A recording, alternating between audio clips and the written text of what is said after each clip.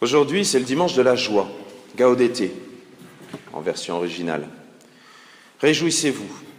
Pourtant, nous aurions envie de dire, oui, on voit que tu n'as pas une famille nombreuse pour qui il faut trouver un cadeau personnalisé pour chacun, préparer un repas pentagruélique pour 200 personnes, et s'il y a trop à manger, tu te feras engueuler, et s'il n'y a pas assez, tu te feras engueuler aussi.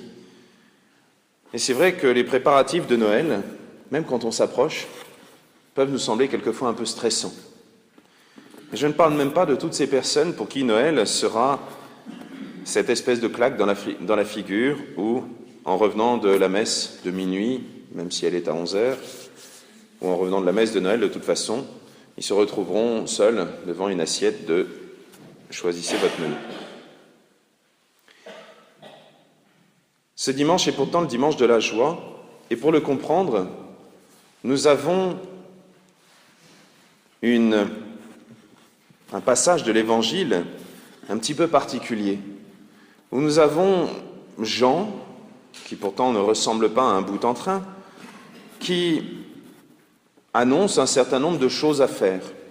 Vous, les soldats, contentez-vous de votre solde, vous, partagez votre manteau, etc., etc.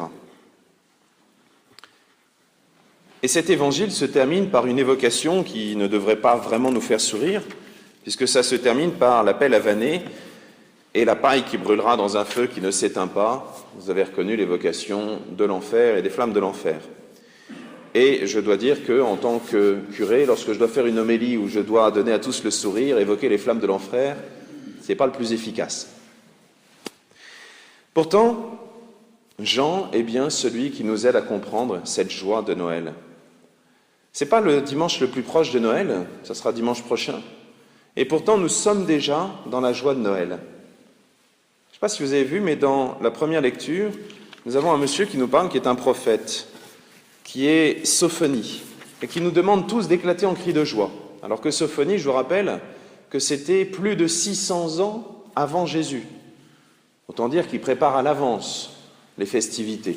Vous imaginez un temps de l'Avent qui durerait 630 ans 630 ans à passer devant le sapin avec les cadeaux qui sont là et qui nous attendent. Un peu stressant. Jean, c'est le dernier des prophètes. C'est-à-dire qu'il annonce quelque chose qui est vrai, comme Sophonie. Il annonce quelque chose que Dieu va réaliser, comme Sophonie. Sauf que la grande différence avec Sophonie, c'est que ce n'est pas là-bas dans 630 ans, c'est maintenant. Et quand Jean dit « Voici l'agneau de Dieu qui enlève le péché du monde », eh bien, il est exactement comme le prêtre quand il vous dit ça. Il tient le bon Dieu dans ses mains.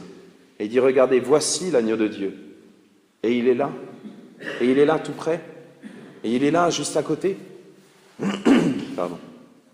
Et cette joie, elle devrait déjà éclater. Jean est celui qui pourtant a été confondu avec Jésus. Certains pensaient que le Messie qui allait venir, eh bien, c'était lui. Jean, quelqu'un qui secoue un petit peu ses contemporains, qui les invite à se convertir, à changer de vie, à arrêter les bêtises, qui les invite dans le désert, comme Moïse avait conduit le peuple dans le désert, et qui peut-être va les faire rentrer en terre promise.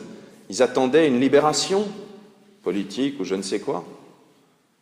Mais nous le savons, ce dimanche d'élection, il ne faut pas attendre de la politique un messie, ce n'est pas leur rôle. Par contre, il faut, comme Jean, préparer les chemins du Seigneur. Et Jean dit quelque chose d'un peu bizarre. Il dit « Je ne suis pas digne de délier la courroie de ses sandales ». Soit il est extrêmement humble et il veut nous montrer qu'il est tout petit, soit il veut nous donner un message. Alors si vous connaissez un petit peu la Bible, en particulier le livre de Ruth, ou Ruth, R-U-T-H, cette femme qui était une étrangère et qui a épousé Bose, c'est joli comme nom. Cette femme est devenue la grand-mère de Jessé, et donc, quelque part, elle est devenue l'ancêtre de Jésus.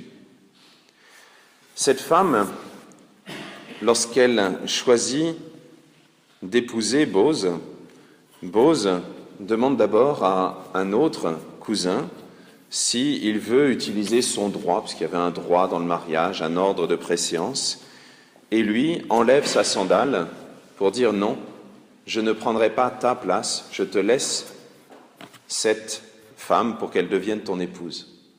Eh bien, Jean dit la même chose. Même si le peuple d'Israël était tout prêt à l'accueillir, lui, comme le Sauveur, il nous dit non, ce n'est pas moi qui vais épouser ce peuple, c'est le rôle du Messie. Et là, à sa place, on pourrait être triste.